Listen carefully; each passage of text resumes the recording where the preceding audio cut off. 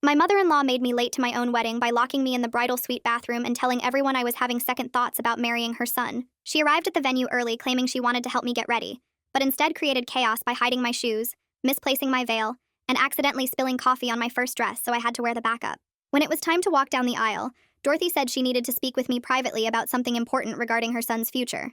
She led me to the bathroom to fix my lipstick, and while I was looking in the mirror, she stepped out and locked the door from the outside with a key she'd gotten from venue staff by claiming she was the wedding planner. I pounded on the door and screamed for help, but Dorothy had sent the bridesmaids on fake errands and told them I needed complete silence to meditate before the ceremony. The music started and stopped 3 times while I was trapped in that bathroom, and Dorothy told the 200 guests that I was having a panic attack about the commitment. She actually stood at the altar next to her son Kevin and announced that some people weren't ready for the responsibility of marriage, and maybe this was a sign we should reconsider. She suggested to everyone that perhaps we should postpone the wedding until I was more mature and ready for such a serious step. Meanwhile, I was screaming myself hoarse in a locked bathroom while my father searched the venue for me. When maintenance finally broke down the door 45 minutes later, I ran to the ceremony in tears with smeared makeup, and Dorothy immediately said, "See everyone, she's clearly too emotional for this." The ceremony proceeded, but Dorothy had already planted seeds of doubt in everyone's minds about whether I really wanted to marry Kevin. She whispered during the vows that forced marriages never worked out, and loudly sighed when I said I do like she knew something nobody else did. During the reception, she gave a speech about how she'd tried to help me get ready, but I'd been too stressed and unstable to accept assistance. She said she hoped Kevin knew what he was getting into with someone who couldn't even handle wedding day pressure without having a breakdown. She told the story of finding me locked in the bathroom like I'd done it to myself from anxiety, and she'd been the one trying to help.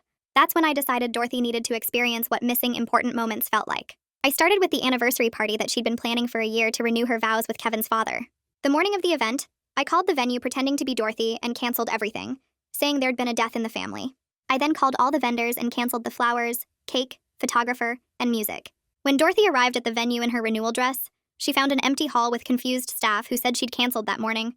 She tried to explain it wasn't her, but they had recorded the cancellation call from her number, which I'd spoofed using an app. 300 guests arrived to no party, and Dorothy had to stand there explaining that someone had sabotaged her special day.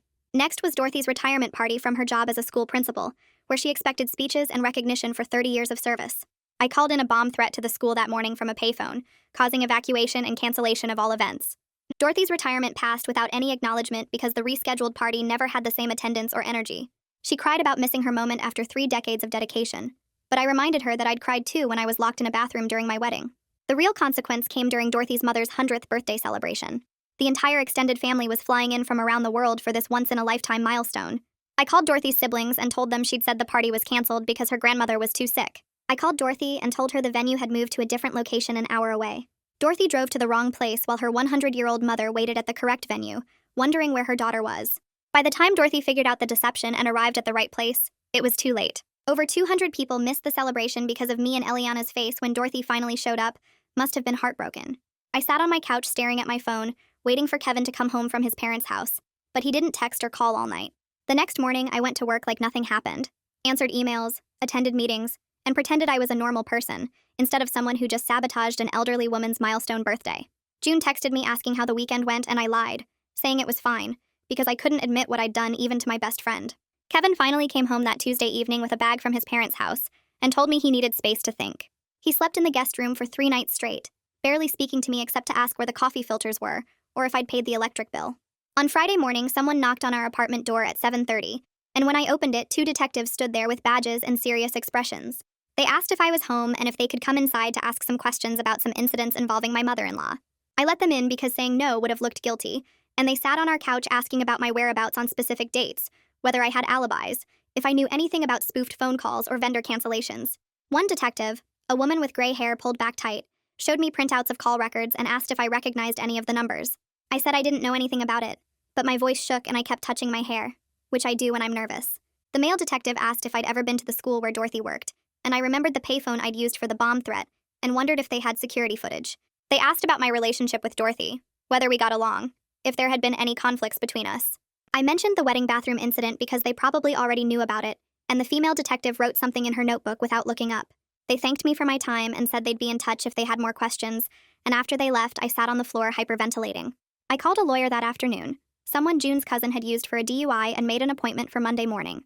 The lawyer's office was in a strip mall next to a nail salon, and he looked younger than me, which didn't inspire confidence. He listened to everything I'd done, taking notes on a yellow legal pad, and when I finished, he leaned back in his chair and sighed. He explained I could face charges for filing a false bomb threat, which was a felony that could mean actual prison time, plus fraud for the vendor cancellations and harassment for the coordinated sabotage campaign. The bomb threat was the serious one, he said, because it involved terrorism charges and cost the school district thousands in emergency response.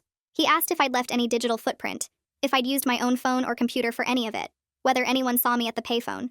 I told him about the spoofing app and using cash for the payphone, and he said that was smart, but the police were good at finding evidence. He quoted me $3,000 for a retainer and said we should wait to see if charges were actually filed before doing anything. I paid with a credit card Kevin didn't know about and left feeling sick. Kevin called me that Wednesday, his voice flat and distant, saying his family knew everything because Dorothy had shown them evidence linking me to all 3 incidents. She had call records, emails from vendors confirming cancellations, testimony from family members about the fake calls they'd received. His Aunt Bonnie had recorded the call where I pretended to be Dorothy canceling the birthday party, and a tech-savvy cousin had traced some of the spoofed numbers back to the app I'd used. Kevin said his family was demanding I face legal consequences, and some of them wanted to press charges. He asked me if it was true, if I'd really done all of it, and I couldn't lie anymore, so I admitted everything. He was quiet for a long time, then said he needed more time to process and hung up. I didn't hear from him for 4 days. June came over that Friday night with wine and takeout, and I finally told her everything I'd done. She looked shocked at first, then disappointed, which felt worse than anger. She asked why I'd gone so far, why I hadn't just talked to Dorothy, or gone to therapy, or done literally anything else besides systematic revenge. I tried to explain about the wedding humiliation, about feeling powerless and wanting Dorothy to understand what she'd done to me, but June just shook her head. She said making a 100-year-old woman miss her own birthday was cruel no matter what Dorothy had done to me. 2 weeks later, Kevin texted me that his grandmother Eliana had suffered a minor stroke. The message was short, just the facts, no emotion or extra words. The doctor said the stress and disappointment from missing her birthday celebration likely contributed to it. She was stable but had some weakness on her left side and trouble with certain words. Kevin didn't call or ask me to visit the hospital, just sent that one text and nothing else. I read it over and over, sitting in my car in the work parking lot, and something broke inside me. I'd genuinely hurt an innocent elderly woman who'd never done anything to me, who didn't even know about the wedding bathroom incident, who was just Dorothy's mother trying to celebrate her 100th birthday. The guilt hit me like a physical weight pressing on my chest, making it hard to breathe. I drove home and threw up in the bathroom, then lay on the floor crying until my throat was raw. That night I couldn't sleep, just stared at the ceiling thinking about Eliana in a hospital bed with stroke symptoms, because I'd been so focused on hurting Dorothy that I didn't care about collateral damage. The next few days I couldn't eat, just drank coffee and felt nauseous all the time. I'd start crying at random moments, in the grocery store or at my desk at work or while brushing my teeth. My boss asked if I was okay and I lied, saying I had a stomach bug. June checked on me daily, but I could tell she was worried about my mental state. Kevin still wasn't coming home or responding to my calls. The school district pressed charges over the bomb threat in early November, and my lawyer called to say this was serious, and we needed to prepare for court. The district had spent over $15,000 on emergency response, evacuating the building, bringing in bomb-sniffing dogs, counseling for traumatized staff and students. Teachers had described genuine terror, not knowing if they were in danger, worried about their students' safety.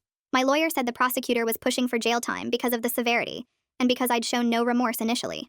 He asked if I was willing to plead guilty and show accountability, which might reduce the sentence. I said yes because I was guilty and everyone knew it.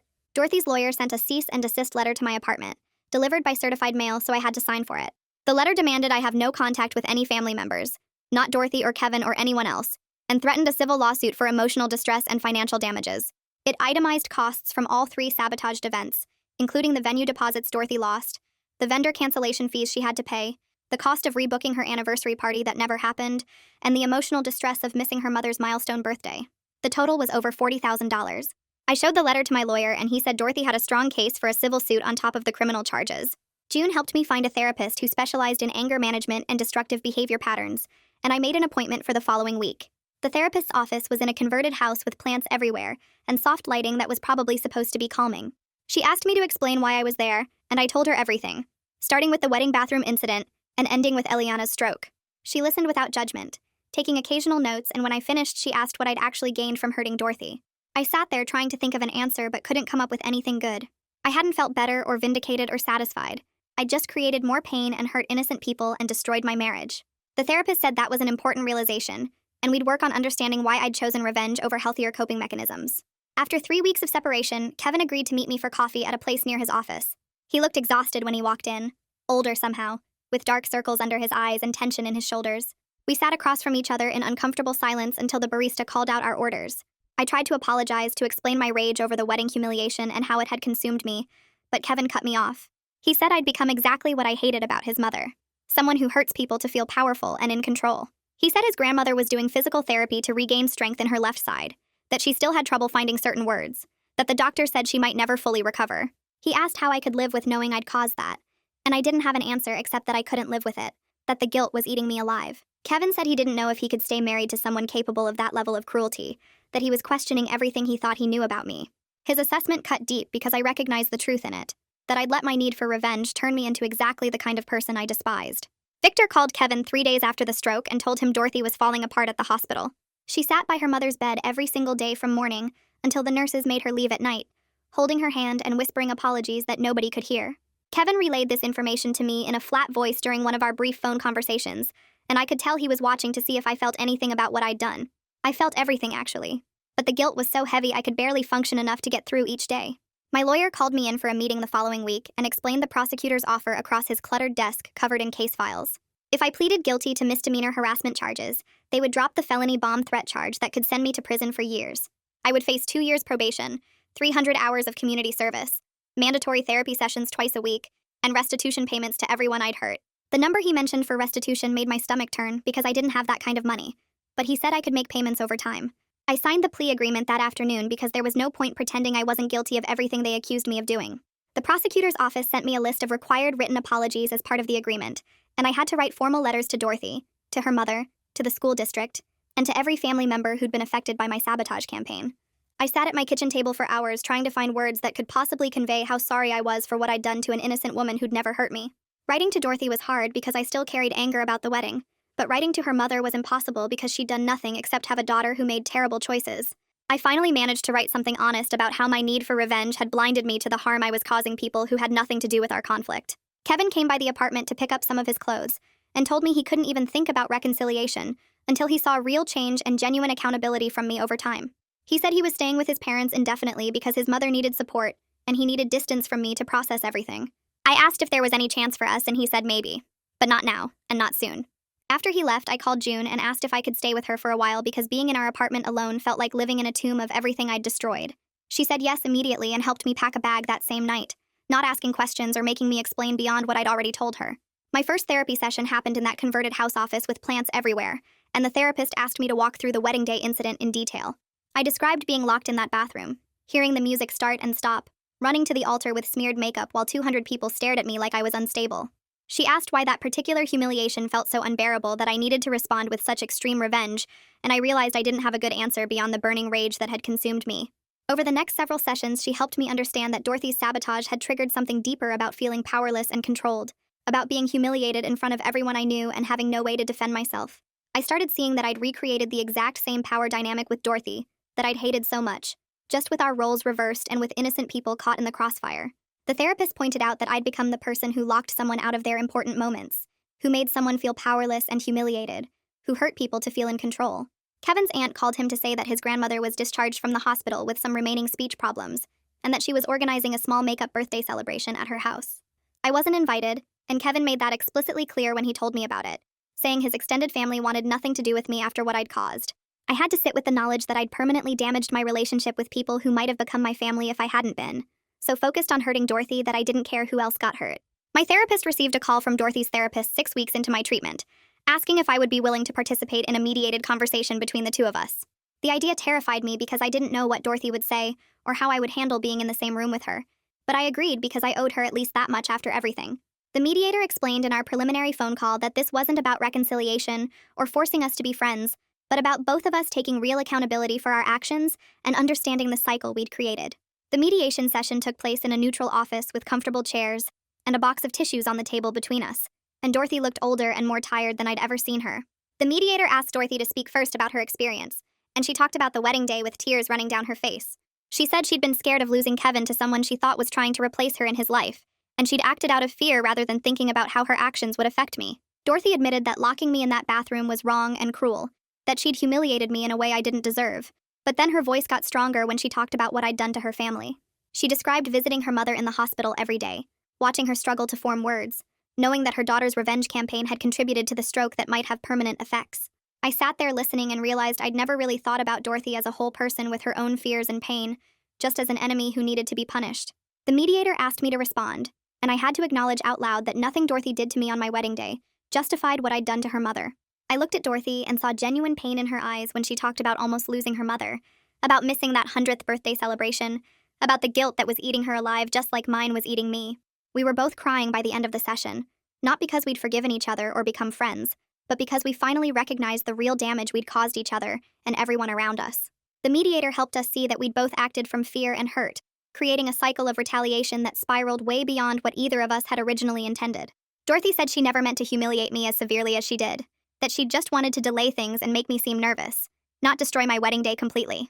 I admitted that I never considered the collateral damage my revenge would cause, that I'd been so focused on making Dorothy suffer that I didn't think about her mother or the school staff or anyone else who got hurt. The mediator called us back 3 weeks later, and this time Kevin came with us. He sat between Dorothy and me in that same neutral office with the tissue box on the table, and his jaw was tight when he started talking. He told us both that he loved us, but he couldn't have relationships with people who hurt others just to manage their own pain. His voice stayed calm, but I could see his hands shaking slightly when he said we both needed to show real change over time, not just apologize and expect everything to be fine. Dorothy started crying and reached for his hand, but he pulled back gently and said he needed space from both of us until we could prove we were actually different people than we'd been during this whole mess. The mediator asked if he wanted to say more, and Kevin looked at me with this exhausted expression that made my chest hurt.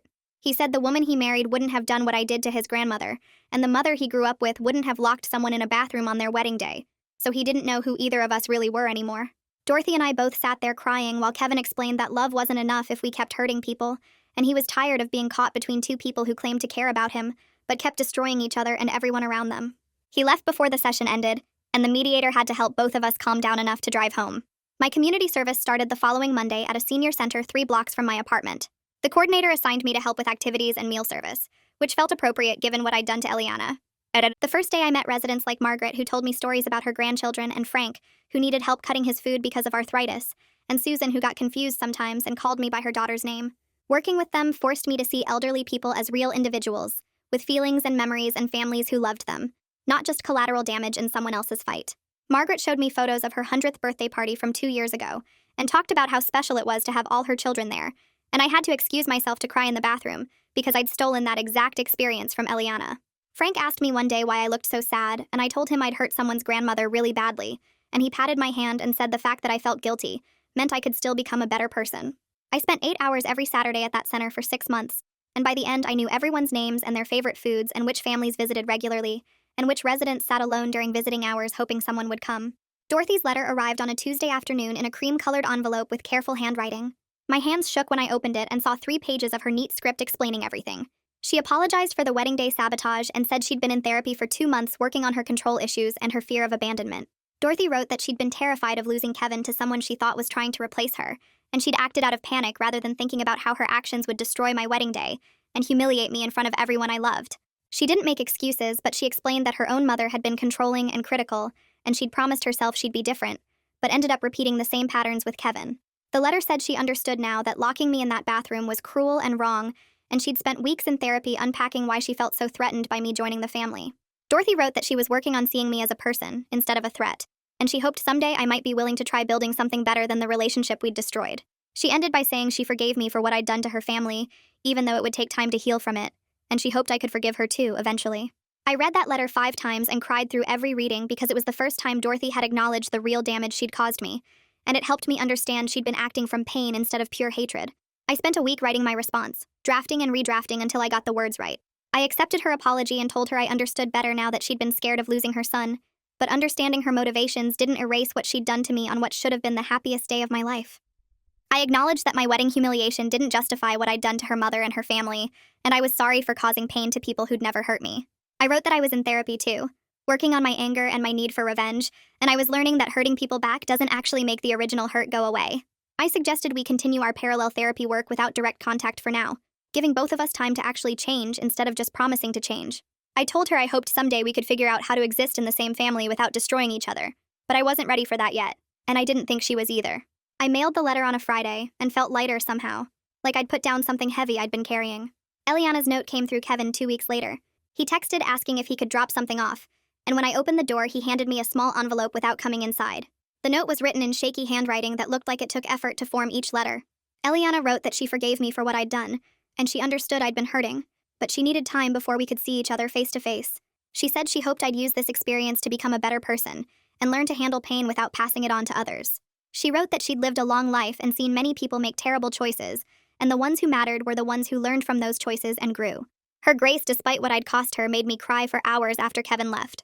I sat on my couch holding that note and thinking about how this woman I'd hurt so badly was showing me more kindness than I'd shown anyone during my revenge campaign. I called my therapist and told her about the note, and we spent our next session talking about how to accept forgiveness without minimizing what I'd done to deserve needing it. My therapist started teaching me healthier ways to handle anger and hurt during our sessions. She had me practice setting direct boundaries instead of seeking revenge, and we role-played difficult conversations with her pretending to be Dorothy. I had to learn how to say things like, "What you did hurt me, and I need you to acknowledge that," instead of planning elaborate schemes to hurt her back. June came to one session to help with the role-playing, and she was surprisingly good at mimicking Dorothy's defensive responses. I practiced expressing hurt without attacking and stating what I needed without making threats, and walking away when conversations became too heated instead of escalating. My therapist gave me homework assignments where I had to write down moments when I felt angry, and then write 3 possible responses: one revenge-based, one passive, and one direct and healthy. It was harder than I expected to come up with healthy responses, because my brain automatically jumped to how I could hurt the person back. June and I practiced these conversations over coffee every week, and she'd throw curveballs at me like Dorothy might, forcing me to stay calm and direct instead of getting defensive or aggressive. Kevin called me 6 months after his grandmother's birthday to ask if I'd be willing to try couples counseling. I agreed immediately, even though the thought terrified me because I missed him desperately and wanted to fix what I'd broken. Our first session was awkward and painful, with both of us sitting stiffly on opposite ends of the therapist's couch, avoiding eye contact. The therapist asked us each to describe why we were there, and Kevin said he needed help processing his feelings about my capacity for deception and harm. He said he'd married someone he thought he knew, and then discovered she was capable of systematically destroying his family while lying to his face for months. I had to sit there and listen to him describe how betrayed he felt, and the therapist wouldn't let me defend myself or explain. She said this session was about Kevin expressing his pain, and my job was just to listen and absorb it. Kevin talked about how he'd trusted me completely, and I'd used that trust to gather information about his family that I then weaponized against them. He said he didn't know if he could ever feel safe with me again, because I'd proven I could look him in the eye and lie while plotting to hurt the people he loved. The therapist had us come back twice a week, and each session felt like pulling teeth. Kevin talked about feeling betrayed, not just by my actions, but by my ability to compartmentalize the harm I was causing. He said I'd gone to family dinners and smiled at his relatives while secretly planning their destruction, and that level of deception scared him more than the revenge itself.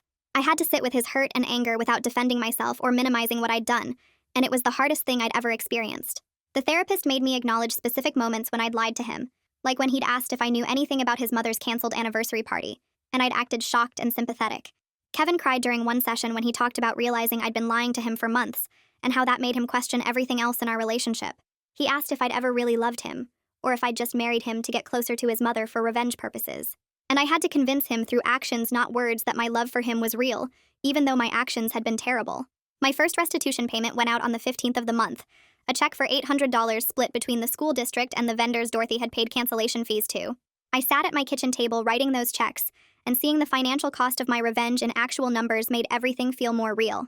The school district sent a payment plan showing I owed them $12,000 total for the emergency response costs and the disruption to their operations.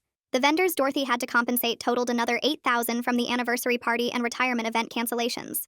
I'd be paying $400 a month for the next 4 years just to cover what my revenge had cost other people financially, and that didn't include my lawyer fees or therapy costs or the damage to my marriage. I looked at my budget and realized I'd have to skip vacations and new clothes and eating out for years to afford these payments, and the concrete reality of that sacrifice felt appropriate somehow.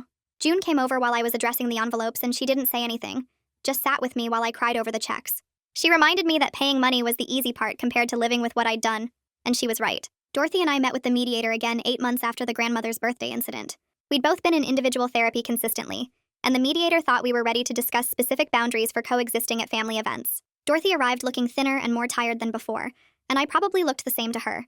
We spent 2 hours going through scenarios like holiday dinners and birthday parties, establishing rules about respectful communication, and agreeing to address conflicts directly, rather than through sabotage or manipulation.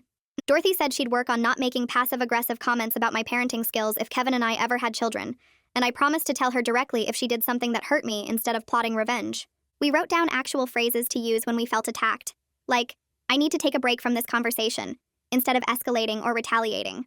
The mediator had us practice responding to triggering statements, and Dorothy admitted she knew her wedding day behavior had been cruel and controlling. I admitted that my revenge had been disproportionate and had hurt innocent people who'd never done anything to me. We agreed to keep seeing our individual therapists and to check in with the mediator every few months to make sure we were following through on our commitments. Neither of us pretended we'd be friends or that we'd fully forgiven each other, but we acknowledged we both needed to change if we wanted Kevin in our lives. Kevin started showing up at June's apartment where I was staying, first once a week, then twice, then 3 times. He'd text an hour before to ask if I wanted to get coffee or take a walk, and I'd say yes every time, even though my hands shook while getting ready. We met at neutral places like the park or the quiet cafe on 5th Street where nobody we knew went, and we talked about his work at the engineering firm, or my job at the marketing agency, or the weather, or anything that didn't involve his family, or my revenge, or the wreckage of our marriage. He told me about a project he was designing for a new office building downtown, and I listened to him describe load-bearing structures and architectural challenges, grateful for conversation that didn't require me to defend myself or explain my actions. I asked questions about the building's design, and he pulled out his phone to show me sketches, and for 20 minutes we were just 2 people discussing something normal and safe. When he walked me back to June's building afterward, he didn't try to hug me or hold my hand, just said he'd text me later in the week. And I watched him drive away feeling like maybe we could find our way back to something that resembled a relationship. The next time we met, I told him about a difficult client at work, and he offered advice without judgment. And the time after that, he mentioned his dad was having knee surgery, and I asked follow-up questions that showed I cared about his family, even though they probably hated me. We were building something careful and fragile, testing whether we could exist together without the weight of what I'd done crushing every interaction. June caught me getting ready for one of these dates, and she sat on the bed watching me change shirts 3 times. She said she was proud of the therapy work I was doing and the restitution payments I was making and the way I was showing up consistently to try to fix things. But then she said she still had moments where she looked at me and felt uncomfortable knowing what I was capable of when someone hurt me. Her words landed like stones in my stomach because I wanted her to tell me everything was fine and I was forgiven and we could go back to being best friends without any weird tension. Instead, she was being honest about the fact that seeing me plan and execute revenge on an elderly woman had changed how she saw me, and that honesty was harder to hear than anger would have been. I asked if she thought I was a bad person, and she said no, just someone who made really bad choices. When she was hurting and she believed I was working to become better, but that didn't erase her memory of who I'd been during those months of planning sabotage. I thanked her for not lying to make me feel better, and she hugged me, and I left for my date with Kevin feeling like maybe I didn't deserve to feel comfortable yet. Thursday evening, I drove to a community center across town for an anger management support group my therapist had recommended. 12 people sat in a circle of folding chairs in a room that smelled like coffee and floor cleaner, and a woman named Nadine who ran the group asked if anyone wanted to share. A man in his 40s talked about punching a hole in his wall during an argument with his teenage son, and a younger woman described keying her ex-boyfriend's car after he cheated on her, and I listened to their stories feeling less alone in my destructive choices. When Nadine asked if I wanted to share, I said I'd done something really bad to get revenge on someone who'd humiliated me, and I'd hurt innocent people in the process, including an elderly woman who ended up having a stroke. I didn't give details about the wedding or the birthday party, just said I'd let my anger control me for months, and now I was dealing with legal consequences and a damaged marriage and guilt that kept me awake at night. 3 people nodded like they understood, and a man named Robert said it sounded like I was taking real accountability instead of just saying sorry, which actually meant something. Nadine asked what I was doing differently now when I felt angry, and I explained about therapy and learning to set boundaries directly, instead of plotting revenge, and she said that was exactly the kind of work that led to genuine change. I left the meeting feeling like maybe I wasn't a monster, just someone who'd made terrible choices and was trying to learn better ones. Kevin's phone buzzed during our couples therapy session the following week, and he glanced at it and said his mom was inviting him to a family dinner on Sunday, and she'd specifically said I was welcome to come if I felt comfortable. Our therapist asked how I felt about that invitation, and I said it felt like Dorothy was trying to make space for me even though I'd hurt her family badly, which seemed like a significant gesture. Kevin asked if I wanted to go, and I said no. I wasn't ready to sit at a table with his relatives who probably thought I was cruel and unstable, but I appreciated that Dorothy was trying to include me. The therapist said it was okay to recognize someone's effort toward reconciliation, while still maintaining boundaries about what I could handle, and Kevin nodded and texted his mom back saying he'd come alone, but thank you for inviting me. After the session, Kevin drove me back to June's place and said he thought his mother was genuinely working on her behavior in therapy, and I said I believed that based on our mediation sessions, and we sat in his car for a few minutes not saying anything. My therapist helped me draft a letter to our wedding guests during my next individual session, and we spent an hour working on language that took responsibility without making excuses.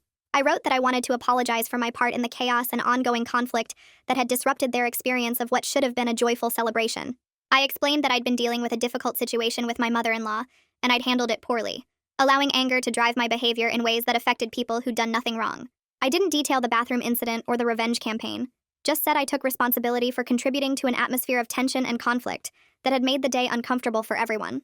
My therapist helped me remove defensive language and phrases that minimized my role, and we ended up with 3 paragraphs that felt honest without being self-pitying. I sent the letter to 43 people who'd been at the wedding, and over the next 2 weeks I got 17 responses. Most people said they appreciated the apology and hoped Kevin and I were working things out, and 3 people wrote longer messages about their own family conflicts and how hard it was to navigate in-law relationships. June's mother sent a kind note saying she'd always liked me and believed people could grow from their mistakes, and Kevin's college roommate wrote that he'd seen both me and Dorothy behaving badly that day, and he was glad we were both getting help. The responses surprised me because I'd expected judgment or silence, not this measured kindness from people who'd witnessed my humiliation and probably heard about my revenge. Kevin admitted during our next couples session that he was struggling to reconcile the woman who'd planned elaborate revenge against his family with the woman he'd fallen in love with 3 years ago. He said he kept trying to make those 2 versions of me fit together in his head, and he couldn't, and he wasn't sure if he could fully trust me again. His voice cracked when he said it, and I wanted to defend myself or explain or promise I'd never do anything like that again. But our therapist had taught me to just listen when Kevin needed to express his feelings. The therapist said Kevin's feelings were completely valid given what I'd done, and then she asked us both if we thought trust could be rebuilt over time with consistent behavior and transparency. Kevin said he didn't know, but he was willing to try to. I said, I understood if he couldn't trust me, and I'd keep working on being trustworthy, whether we stayed together or not. We sat in heavy silence for the rest of the session, while the therapist talked about patience and realistic expectations, and the long road ahead of us. My boss called me into her office on a Wednesday afternoon and said they were promoting me to senior account manager with a 15% raise. I almost said no because I didn't feel like I deserved good things, when I was still paying for the bad things I'd done. But I remembered my therapist saying I needed to accept positive developments as part of moving forward, instead of staying stuck in shame. I thanked my boss and accepted the promotion, and that evening I calculated that the extra money would let me increase my restitution payments and finish paying everything back 8 months earlier than planned. Dorothy texted me that night saying congratulations on the promotion. Kevin must have told her, and I texted back thanking her and asking how her therapy was going. She said it was hard but helpful, and I said same, and we had a brief exchange about our therapist's different approaches that felt almost normal. Over the next few weeks, we texted occasionally about therapy progress and family updates, and while we weren't friends or even friendly exactly, there was something like mutual respect developing between us. We both acknowledged in our texts that we were works in progress who'd harmed each other and hurt innocent people, and we were both trying to become better versions of ourselves. Kevin showed me videos on his phone of Eliana at a family gathering, laughing at something Ralph said and talking with Bonnie about her garden. Her speech was clearer than it had been right after the stroke, though she still searched for words sometimes and spoke more slowly than before. I watched the videos feeling genuine relief that she was recovering, even though I knew my actions had contributed to her stroke and the difficult recovery process she'd gone through. Kevin said she was doing speech therapy 3 times a week, and the doctors were optimistic about continued improvement. And I said I was glad, and I meant it. He asked if I wanted to move back in together on a trial basis, and my heart jumped in my chest. I said yes, but I understood we were rebuilding from scratch, and he said that was exactly right. He was choosing to try, but he couldn't promise it would work. We agreed I'd move back in the following weekend, and we'd keep doing couples therapy and individual therapy, and we'd take things slowly, and if either of us felt like it wasn't working, we'd be honest about it. I hung up the phone and cried, not from happiness exactly, but from something like hope, mixed with fear and gratitude that he was willing to give us another chance. I moved back in the following weekend with 3 boxes of clothes and my laptop, and Kevin helped me carry everything up the stairs without saying much.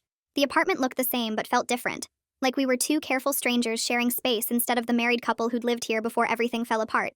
He'd cleaned out half the closet for me and cleared 2 drawers in the dresser, and I put my things away slowly while he made dinner in the kitchen.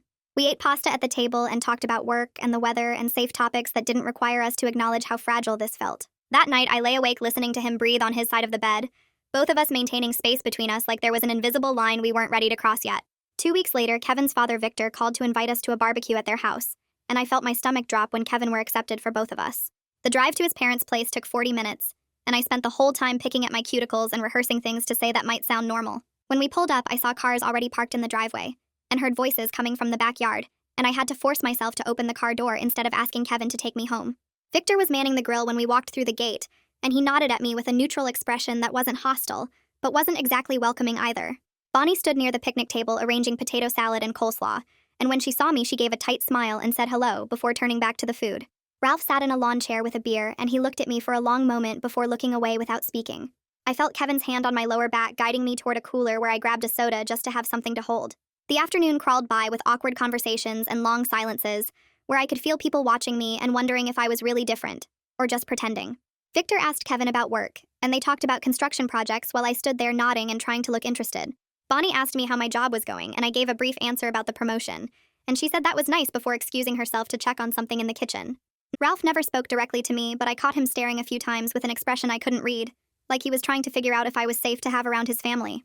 I helped carry food to the table when it was ready, and sat between Kevin and an empty chair, eating slowly, and listening to everyone else talk about relatives and upcoming holidays and normal family things that I wasn't quite part of yet.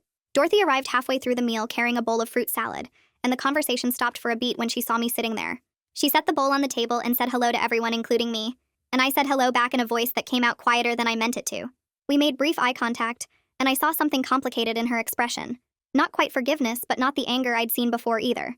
She sat across from me and served herself food, and we ate in careful silence while the others slowly resumed talking around us. Later, when people started clearing plates, I followed Dorothy into the kitchen with a stack of dirty dishes, and we stood at the sink together, rinsing and loading the dishwasher without speaking. The silence felt different from the hostile quiet from before, more like two people who'd hurt each other badly and were trying to figure out how to exist in the same space. She handed me a serving platter to dry, and I took it without our hands touching, and we worked through the pile of dishes in this strange, careful dance of avoidance and coexistence. When we finished, Dorothy went back outside, and I stayed in the kitchen for a minute, catching my breath and telling myself I could do this.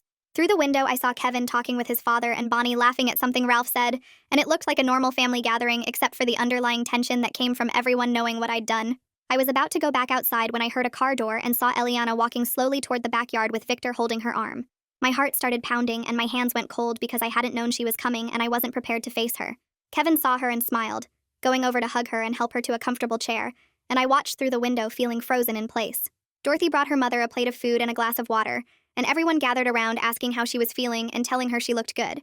I knew I needed to go out there, but my legs wouldn't move, and I stood in the kitchen trying to remember what my therapist had said about facing the people I'd harmed and taking responsibility for my actions. I finally forced myself to walk outside, and Eliana looked up when I approached, her eyes meeting mine with an expression I couldn't quite read. I knelt down next to her chair so we were at eye level, and my voice shook when I told her I was sorry for what I did, and that I knew missing her birthday was my fault. She looked at me for a long moment, and I waited for anger or coldness or rejection, but instead she reached out and took my hand in hers. Her skin felt thin and papery, and her grip was weak but steady, and she told me she could see I was trying to be better, and that's what mattered now. Her voice was slower than I remembered, and she had to search for some words, but her meaning was clear, and her eyes were kind in a way I didn't deserve. I felt tears burning behind my eyes, and I thanked her and squeezed her hand gently before standing up and walking quickly toward the house. I made it to the bathroom and locked the door before the crying started, sitting on the edge of the tub with my face in my hands, while relief and guilt crashed over me in waves. I'd expected her to hate me, and instead she'd shown me grace, and somehow that made the guilt worse because it reminded me of how badly I'd hurt someone who'd never done anything to deserve it.